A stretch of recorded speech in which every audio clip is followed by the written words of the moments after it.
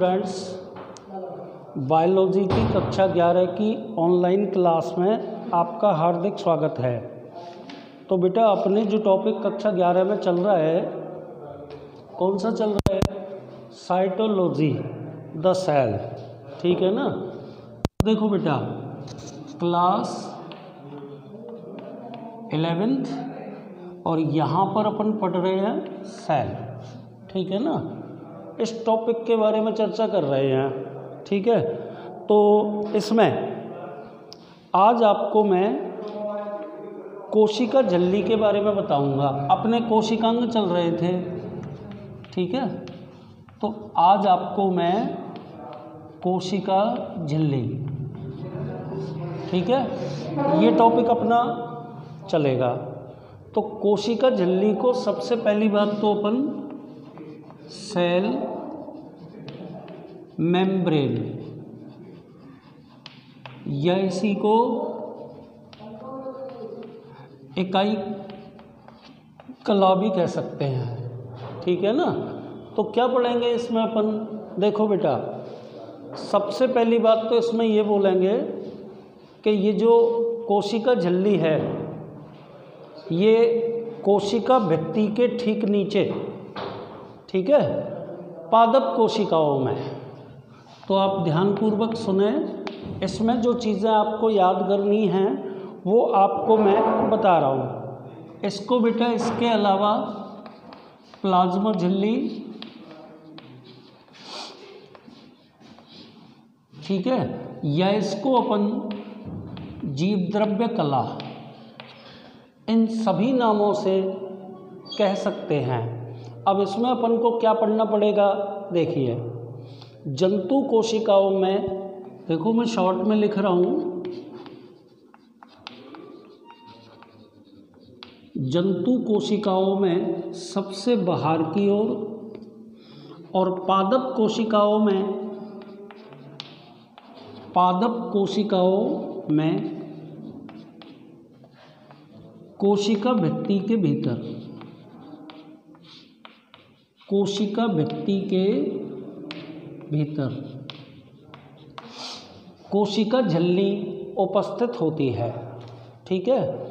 और ये एक जीवित झिल्ली है, याद रखना पड़ेगा, तथा प्रोटीन व लिपिड वसा की बनी होती है। प्रोटीन एवं वसा की बनी होने के कारण इसे लाइपोप्रोटीन कहते हैं, ठीक है ना।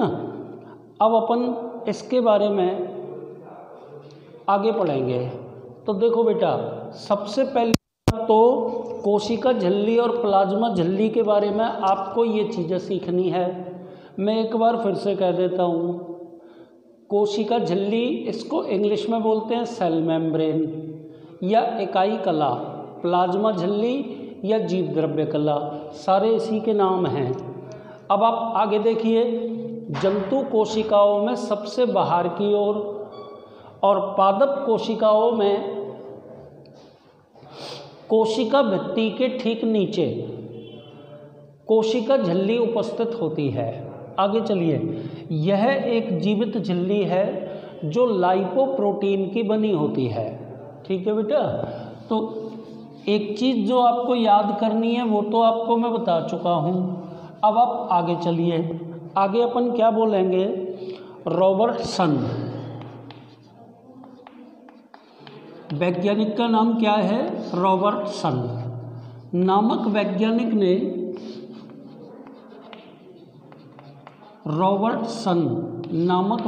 ने बताया कि कोशिका झिल्ली, रॉबर्टसन नामक वैज्ञानिक ने कोशिका झिल्ली को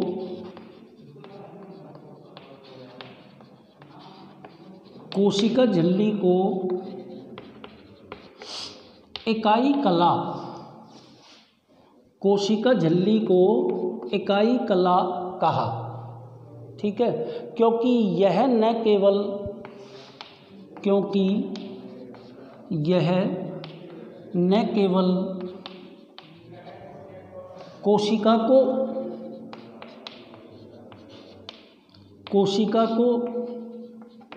बल्कि कोशिका में पाए जाने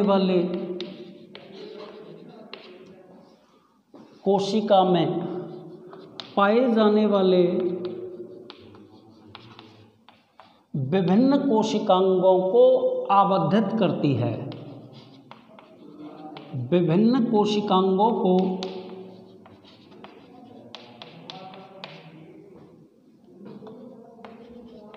परिबद्ध करती है। तो बेटा ये चीज़ आपको इसमें याद रखनी पड़ेगी। देखो एक बार मैं दोबारा से कह देता हूँ कि रॉबर्टसन नामक वैज्ञानिक ने कोशिका झिल्ली को इकाई कला कहा। इसलिए कहा क्योंकि यह न केवल कोशिका को बल्कि कोशिका में पाए जाने वाले विभिन्न कोशिकांगों को चारों ओर घेरती है। तो एक बात बेटा इसके अंदर आपको ये याद रखनी पड़ेगी, ये आपको मैं बता ही चुका हूँ कि जीवित झिल्ली है लाइपोप्रोटीन की बनी होती है। एक अगली बात अपन जो याद करनी है,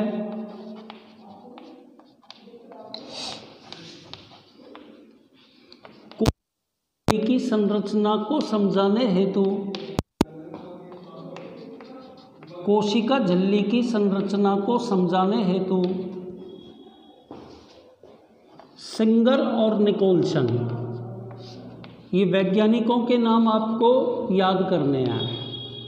सिंगर एवं निकोल्सन नामक वैज्ञानिकों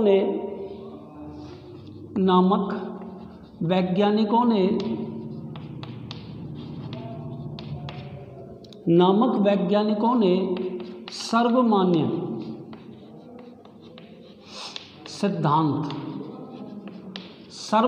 सिद्धांत प्रस्तुत किया। सर्वमान्य सिद्धांत प्रस्तुत किया जिसे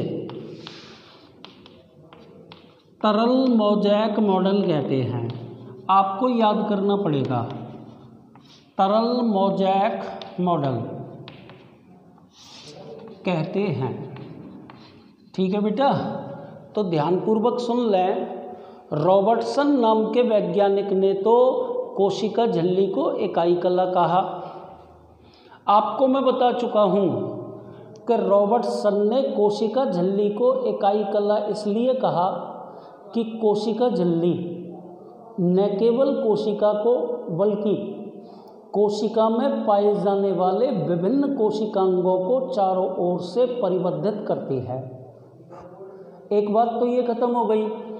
उसके बाद मैंने आपको बताया कि सिंगर और निकोल्सन नामक वैज्ञानिकों ने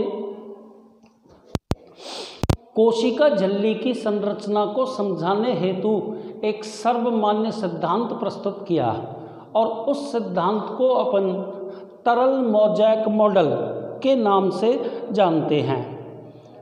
इस सिद्धांत के अनुसार कोशिका झिल्ली, एक लाइन आपको ये भी याद करनी है इसी के अंतर्गत, इस सिद्धांत के अनुसार कोशिका झिल्ली, इस सिद्धांत के अनुसार कोशिका झिल्ली फास्फोलिपिड से बनी एक तरल संरचना है।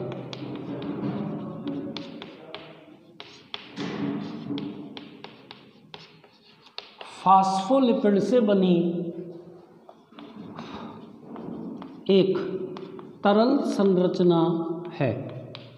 तो बेटा एक टॉपिक जो आपको कोशिका झिल्ली के अंदर याद करना है वो आपके सामने ब्लैक बोर्ड पे लिखा हुआ है, जिसमें आंतरिक एवं सतही दो प्रकार के प्रोटीन अणु होते हैं।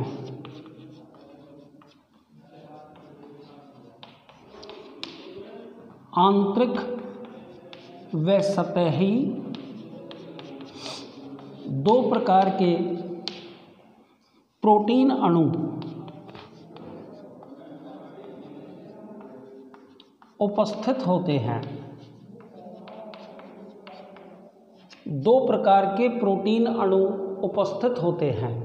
तो आपको कोशिका झिल्ली के अंतर्गत ये सारी बातें याद रखनी हैं। एक बार मैं सारी की सारी बातों को वापस से रिपीट कर देता हूँ, आप ध्यानपूर्वक इन सभी बातों को सुन लें। देखिए क्या बोला है मैंने, ध्यान से सुनिए। देखो बेटा, मैंने ये बोला है कि जंतु कोशिकाओं में सबसे बाहर की ओर और पादप कोशिकाओं में कोशिका भित्ति के ठीक नीचे एक जीवित झिल्ली रूपी रचना पाई जाती है, जिसे कोशिका झिल्ली या प्लाज्मा झिल्ली कहते हैं। पहली बात हो गई। आगे चलिए। आगे मैंने ये बोला, यह लिपिड एवं प्रोटीन की बनी होती है, अर्थात ये लाइपोप्रोटीन की बनी झिल्लीवत रचना है। ठीक है। इसके बाद अपन इसमें पढ़ने वाले हैं बेटा अगली बात, रॉबर्टसन नामक वैज्ञानिक ने, वैज्ञानिक का नाम क्या है, रॉबर्टसन। रॉबर्टसन नामक वैज्ञानिक ने कोशिका झिल्ली को इकाई कला कहा। इसलिए कहा इकाई कला क्योंकि ये न केवल कोशिका को बल्कि कोशिका में पाए जाने वाले विभिन्न कोशिकांगों को आबद्धित करती है। ठीक है बेटा। एक और बात आपको इसमें बोलनी है कि कोशिका झिल्ली की संरचना को समझाने के लिए सिंगर और निकोलसन नामक वैज्ञानिकों ने एक सर्वमान्य सिद्धांत प्रस्तुत किया और उस सिद्धांत को क्या नाम दिया, तरल मोज़ेक मॉडल। सुन लिया। इस सिद्धांत के अनुसार जो कोशिका झिल्ली है वो फास्फोलिपिड की बनी एक तरल संरचना है, जिसमें दो प्रकार के प्रोटीन अणु फैले रहते हैं, आंतरिक एवं सतही। तो ये आपके सामने कोशिका झिल्ली की संरचना के अंतर्गत जो पढ़ना है, आपको याद करना है, मैंने सिलेबस के अकॉर्डिंग पूरा का पूरा बता दिया। ठीक है। अब अपन पढ़ते हैं कोशिका झिल्ली के कार्य। ध्यानपूर्वक सुनना इन कार्यों को। किसके कार्य पढ़ रहे हैं, कोशिका झिल्ली के। तो सबसे पहला कार्य तो यह कोशिका को निश्चित आकार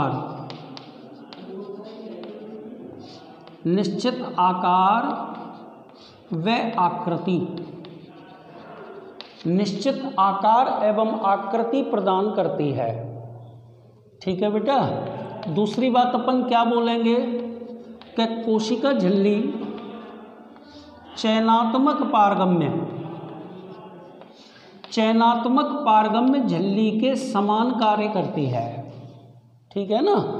चयनात्मक झिल्ली के समान कार्य करती है, अर्थात चयन किए हुए पदार्थों के आवागमन को नियंत्रित करती है।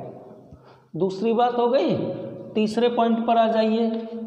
कोशिका झिल्ली का कार्य प्रोकैरियोटिक कोशिकाओं में, कौन सी कोशिकाओं में, प्रोकैरियोटिक कोशिकाओं में। प्रोकैरियोटिक कोशिकाओं में कोशिका झिल्ली के अंतर्वलन से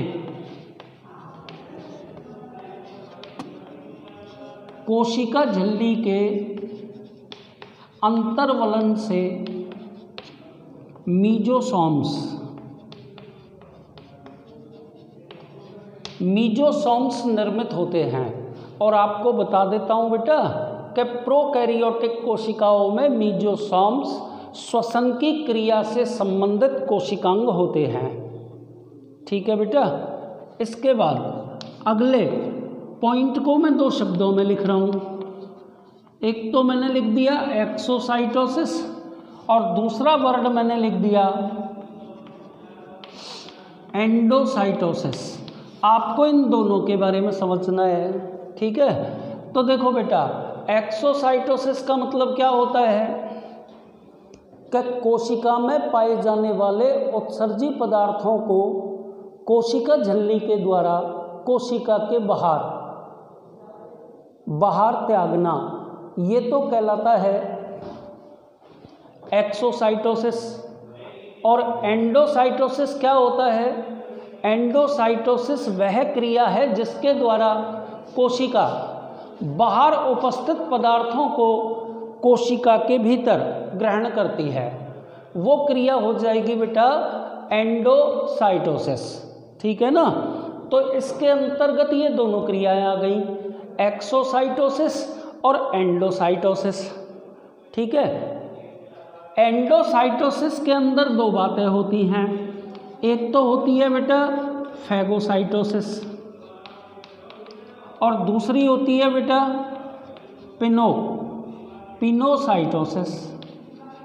देखो बेटा, यदि कोशिका झिल्ली के द्वारा ठोस पदार्थों को अंतर्ग्रहित किया जाता है तो ये क्रिया फैगोसाइटोसिस कहलाती है, और यदि कोशिका झिल्ली के द्वारा तरल पदार्थों को अंतर्ग्रहित किया जाता है तो ये क्रिया पिनोसाइटोसिस कहलाती है। ठीक है ना? इसको अपन हिंदी में बहिर्कोशिका लयन कह सकते हैं। तो बेटा, ये आपके सामने मैंने कोशिका झिल्ली के कार्य बता दिए, तो यहाँ आकर के अपना कोशिका झिल्ली वाला टॉपिक पूरा का पूरा खत्म हो जाता है। एक बार मैं कोशिका झिल्ली के कार्यों को आपको और इंडिकेट कर देता हूँ, तो ध्यानपूर्वक देख लें। देखिए, कोशिका झिल्ली के द्वारा कोशिका को निश्चित आकार एवं आकृति प्रदान की जाती है। दूसरे पॉइंट पर आइए, कोशिका झिल्ली चयनात्मक पारगम्य झिल्ली के समान कार्य करती है, अर्थात कोशिका झिल्ली के द्वारा चयन किए हुए पदार्थों अथवा आयनों का आवागमन नियंत्रित होता है। पॉइंट नंबर 3 पर आइए, प्रोकैरियोटिक कोशिकाओं में कोशिका झिल्ली के अंतर्वलन से मीजोसोम्स, याद रखना पड़ेगा, मीजोसोम्स निर्मित होते हैं। और बेटा, ये मीजोसोम्स श्वसन की क्रिया से संबंधित कोशिकांग होते हैं, मीजोसोम्स। ठीक है ना? जैसे यूकैरियोटिक कोशिकाओं के अंतर्गत माइटोकॉन्ड्रिया होती है, उसी प्रकार प्रोकैरियोटिक कोशिकाओं में श्वसन से संबंधित कोशिकांग के रूप में कौन से अंग काम करते हैं? मीजोसोम्स करते हैं। नंबर 4 पे आ जाइए, कोशिका के द्वारा, या यूँ बोल दो कोशिका झिल्ली के द्वारा कोशिका के बाहर उपस्थित पदार्थों को अंदर की ओर अंतर्ग्रहित करना क्या कहलाएगा बेटा? ये कहलाता है एंडोसाइटोसिस। बाहर उपस्थित पदार्थों को भीतर की ओर ग्रहण करना। ठीक है? यदि कोशिका झिल्ली के द्वारा ठोस पदार्थों को भीतर की ओर अंतर्ग्रहित किया जाता है तो यह क्रिया कहलाती है, ठोस बोला, फैगोसाइटोसिस। यदि कोशिका झिल्ली के द्वारा तरल पदार्थों को भीतर की ओर अंतर्ग्रहित किया जाता है तो इस क्रिया को बोलते हैं पिनोसाइटोसिस। ठीक है ना? इसके अलावा कोशिका द्वारा, या यूँ बोल दो कोशिका झिल्ली के द्वारा कोशिका के भीतर उपस्थित उत्सर्जी पदार्थों को बाहर निकालने की प्रक्रिया क्या कहलाएगी? एक्सोसाइटोसिस। तो बेटा, आज के इस वीडियो में केवल इतना ही। धन्यवाद।